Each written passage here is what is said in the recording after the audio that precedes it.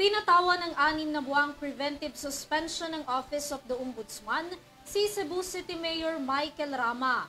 Dahil yan matapos umanong ilipat ng opisina ang ilang empleyado ng City Hall at hindi sila pasweldohin.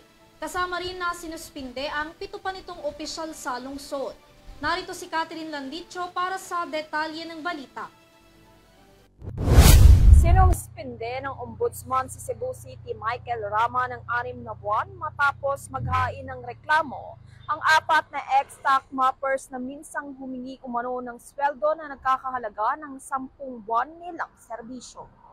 Sinuspinde ng Ombudsman si Cebu City Michael Rama ng 6 na buwan matapos maghain ng reklamo ang 4 na ex-stock mappers na minsan nang humingi umano ng sweldo na nagkakalaga ng 10 buwan nilang serbisyo.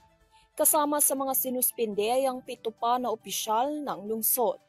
Sa 10 pahinang resolusyon na nilagdaan ni Ombudsman Samuel Martires, sinabi dito na malakas ang ebidensya laban sa mga opisyal ng Cebu City na inireklamo ng grave misconduct, conduct unbecoming a public officer, conduct prejudicial to the best interest of the service, grave abuse of authority at violation of the code, conduct, and ethical standard for public officials and employees. Batay sa naunang desisyon ng Civil Service Commission Regional Office 7, idiniklara nito na dapat ibalik sa dati nilang pwesto ang 4 pati na rin ang kanilang sahod. Sinabi naman ni Rama sa isang pahayag na wala ito umanong alam sa naging usapan ng bawat panig at wala rin daw itong natanggap na kopya ng anumang reklamo. Para sa EuroTV News, Catherine Landicho, sumasaludo sa bawat Pilipino.